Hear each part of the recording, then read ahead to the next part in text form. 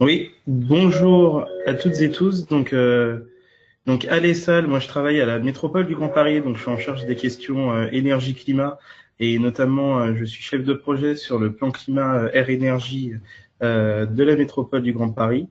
Donc je passe rapidement sur mes diapos.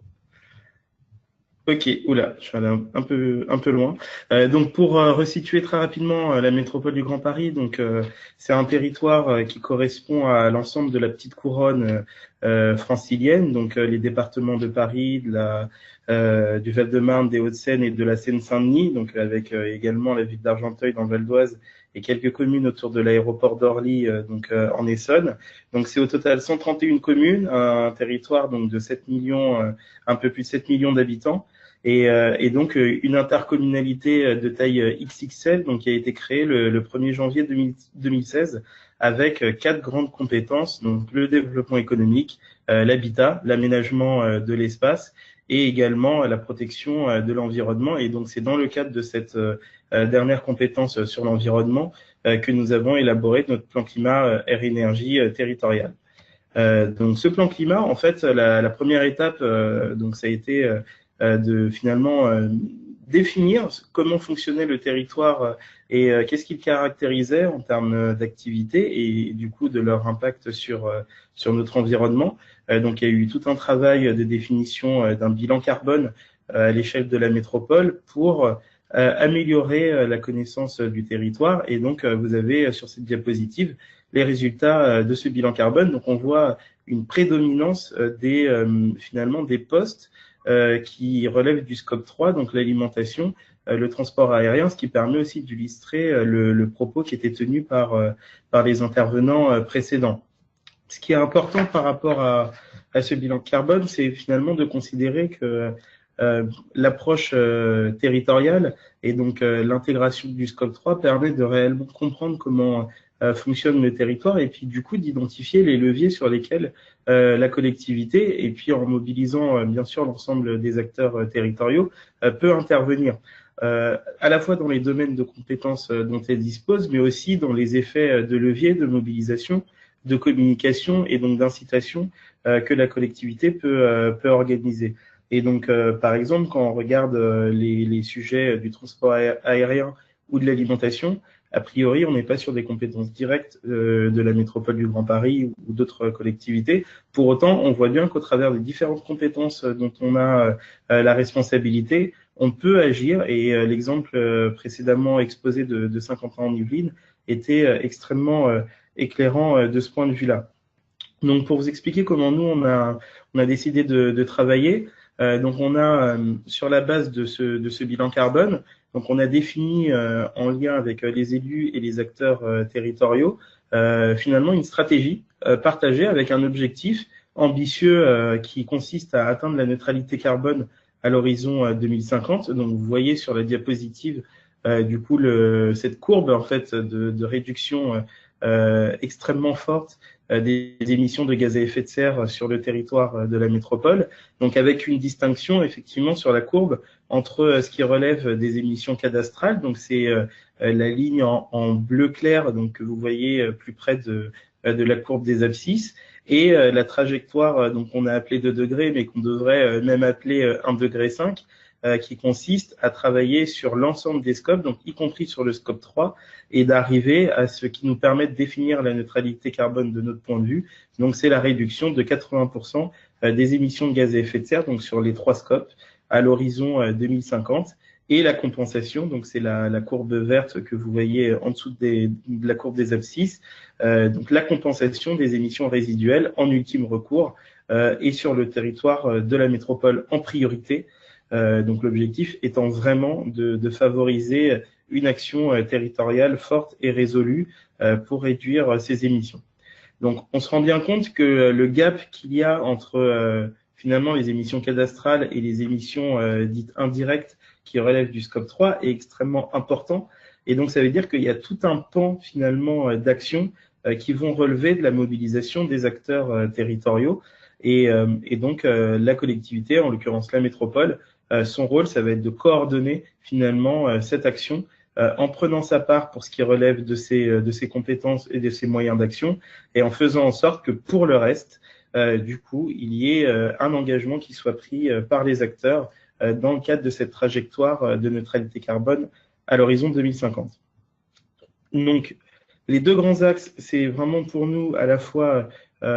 encourager, fédérer la dynamique au niveau des communes membres de la métropole et stimuler les acteurs territoriaux dans cette dynamique. Et donc, pour les mobiliser et les impliquer, donc on a conçu un dispositif de mobilisation générale, finalement, de ces acteurs métropolitains qu'on a conçu comme une COP 21 à l'échelle de la métropole du Grand Paris. Donc, on a appelé cette démarche Grand Paris 2 degrés. Donc, c'est une COP métropolitaine qui vise trois grands objectifs. Finalement, en fait, trois grands objectifs qui concourent à une ambition plus large qui est d'accompagner finalement cette transition écologique à l'échelle à la fois des individus et des organisations. Et donc, pour y parvenir, il y a trois grands objectifs, trois grands leviers sur lesquels on s'appuie. Donc, le premier, c'est la mobilisation, la sensibilisation et l'information du grand public, donc qui est à condition sine qua non pour déclencher la prise de conscience et du coup un passage à l'action. Le deuxième axe, c'est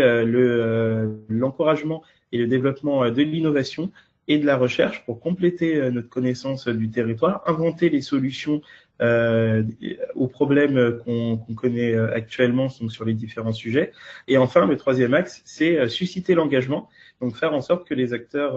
métropolitains du coup s'engagent concrètement. Et donc pour cela, donc il y a un certain nombre d'outils qu'on a mis en place. Donc concernant la sensibilisation du grand public, donc le premier axe, donc on travaille actuellement sur des projets de démarche de communication en direction des scolaires, en direction aussi des étudiants pour travailler avec cette cible-là, puisque finalement ils sont aussi porteurs d'une promesse d'un avenir plus durable et finalement plus respectueux de l'environnement. Donc c'est travailler avec les générations qui sont en train de se former pour leur proposer d'intégrer finalement dans leur réflexion et puis même dans la réflexion sur leur parcours professionnel à venir, ces questions. Donc pour cela, on est en train de travailler sur des guides, des campagnes de sensibilisation sous forme d'infographie qui vont permettre en les diffusant dans les différents supports, donc que ce soit dans des revues spécialisées ou sur un site, sur notre plateforme dédiée, donc dont vous avez l'adresse sur la diapo, de vraiment travailler avec ces populations, ces acteurs pour qu'ils s'engagent finalement et contribuent à cette prise de conscience collective. Sur la question du développement de l'innovation, donc là-dessus, on est en train de travailler sur un projet de hackathon du climat, donc on organisera d'ici l'été, donc probablement au mois de juin, qui va nous permettre aussi d'avoir un temps finalement de mobilisation de tout l'écosystème de la recherche, de l'innovation, des startups aussi, de finalement tous ces acteurs qui se situent sur les franges et qui contribuent à améliorer notre connaissance des enjeux, à découvrir finalement de nouvelles solutions et à contribuer à leur développement et à leur diffusion sur l'ensemble du territoire. Donc pareil, là aussi, on va diffuser un certain nombre d'informations sur notre plateforme dédiée, donc plan climat-métropole Grand Paris, j'en parle.net, qui est vraiment le lieu sur Internet qui nous permet de communiquer, d'informer sur la démarche et puis surtout de proposer finalement à tous ceux qui le souhaitent et à toutes celles qui le souhaitent de contribuer à cette dynamique. Et enfin, sur le dernier volet, donc sur l'engagement des acteurs, donc on a mis en place ce qu'on appelle des communautés thématiques. Donc il y en a sur différents sujets. Donc on en a mis une en place sur la transition énergétique qui va nous permettre aussi d'alimenter le schéma directeur des énergies que portera la métropole en 2019 et au-delà de pouvoir travailler avec les énergéticiens, avec les syndicats de grands services urbains, avec également dans le cadre d'une coopération qu'on a mis en place avec la ville de Paris et l'Association des maires ruraux de France, donc dans une logique de solidarité urbain-rural, sur l'approvisionnement énergétique, sur le développement de stockage de l'énergie, et puis du coup aussi sur la manière dont on peut finalement trouver des coopérations avec des bénéfices réciproques, à la fois pour la métropole, qui est un gros gisement de consommation d'énergie, et les territoires ruraux qui nous environnent, qui sont aussi des gisements importants en termes de production énergétique. Et donc, on voit bien les liens d'interdépendance qu'il peut y avoir entre ces deux espaces-là. Et enfin, pour illustrer également sur une autre thématique qui a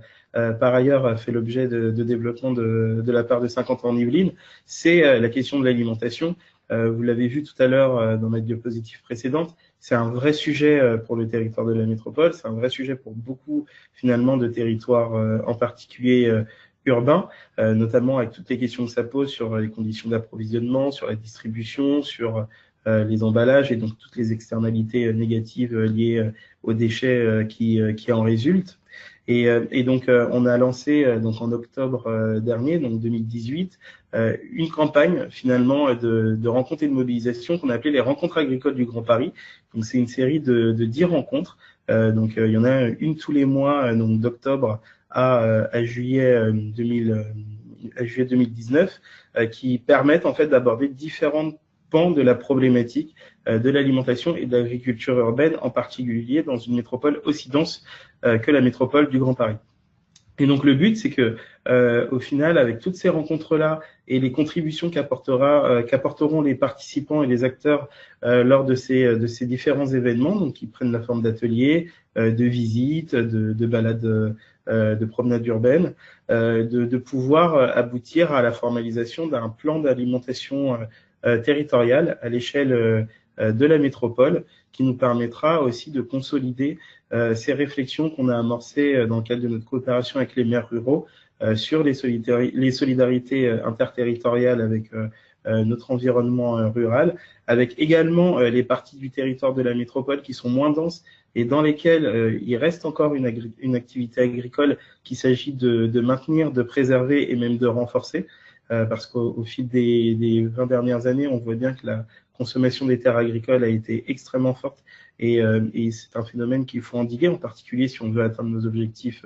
à la fois en termes de performance alimentaire, environnementale, mais aussi de réduction des émissions de gaz à effet de serre. Donc il y a un sujet considérable à travailler là-dessus. Et du coup, j'en finirai simplement pour dire que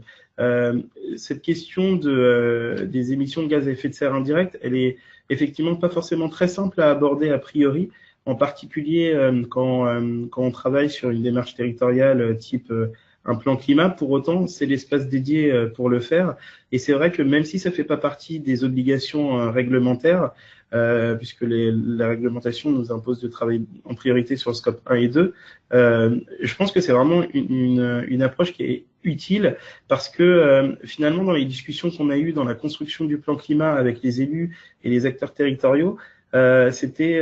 la dimension de la question qui permettait le plus de traiter la manière dont fonctionne le territoire et du coup d'identifier les solutions et les leviers qui nous permettraient de répondre aux enjeux. Et finalement, vu que le plan climat, c'est aussi une démarche qui a vocation à vivre sur l'ensemble de cette durée de vie, donc sur 6 ans,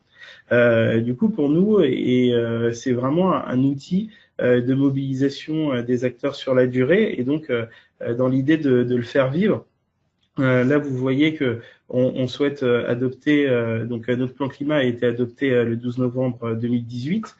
Donc là, on est vraiment dans la phase de mise en œuvre. Que pour nous, un des temps forts de cette première phase de mise en œuvre, ça va être l'adoption d'un accord du Grand Paris pour le climat, qui sera la formalisation d'un premier tour d'engagement des acteurs territoriaux, donc des aménageurs, des opérateurs de transport, des associations, des citoyens, de toutes les organisations qui souhaitent évidemment y participer, y compris les collectivités. Et le but, c'est que, au fur et à mesure de la suite de la vie du plan climat, on continue à recueillir des engagements formels des acteurs et à faire vivre cette dynamique pendant les 6 ans qui viennent, donc jusqu'en 2024. Et bien sûr au-delà pour atteindre nos objectifs à 2050. Donc voilà, du coup j'en terminerai là, mais voilà, pour nous c'était vraiment un axe important et pour le coup on va continuer à faire vivre cette dynamique-là au travers des différentes rencontres qu'on va organiser et puis surtout au travers de la mise en œuvre des différentes actions donc de notre plan climat que ce soit sur les sujets d'alimentation, d'énergie, d'agriculture, d'habitat également, ou de mobilité en lien avec la qualité de l'air et l'économie circulaire.